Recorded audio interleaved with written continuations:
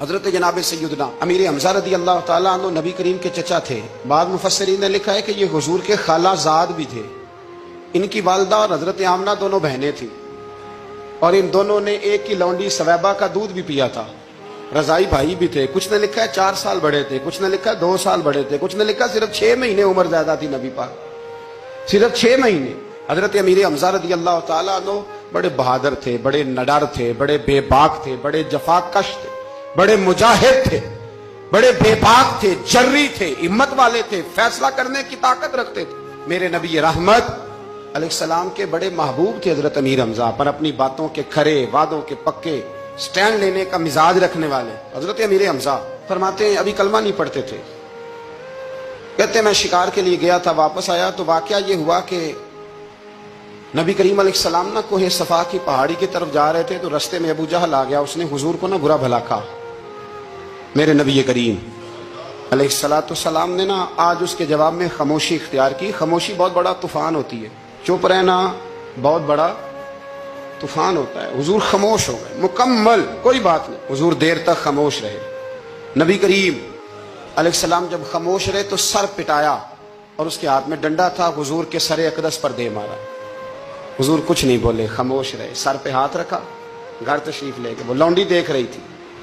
نبی کریم علیہ السلام تشریف لائے حضرت ختیجہ کے گھر۔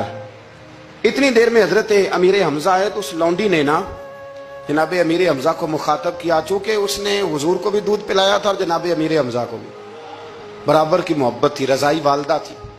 حضرت امیر حمزہ کو دیکھ کے کہنے لگی امیر حمزہ کہاں سے آ رہے ہو؟ کہا شکار کھیل کے آ رہا ہوں۔ فرمایا کیا فائدہ تیری بہادری کا، کیا مطلب ہے تیرے اس سارے کارنامے کا، کہا ہوا کیا؟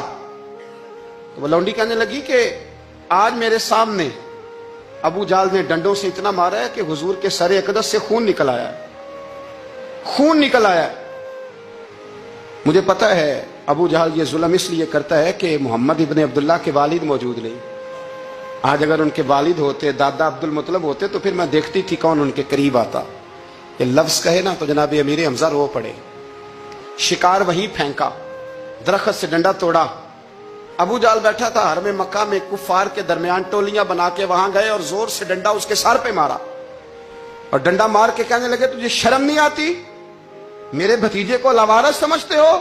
جرت ہے تو ذرا آنکھ اٹھا کے ایک دفعہ دیکھو، میں تمہاری آنکھ نہ نکال دوں تو کرو ہمت، اگر طاقت ہے بولو اللہ اکبر۔ جب یہ لفظ کہے، جب یہ بات کری تو ابو جہل کانپنے لگا۔ کچھ لوگوں نے چاہا حضرت امیر حمزہ کے معاملے میں مداخلت کرنی، پر کہنے لگا چپ کر دو، تمہیں پتہ نہیں یہ شیر بڑا ہے، یہ دلیر ہے، یہ طاقتور ہے، خبردار کوئی بات نہ کرنا۔ اللہ اکبر۔ حضرت امیر حمزہ وہاں سے نہ نکل کے تو سیدہ ختیجہ کے گھر آئے۔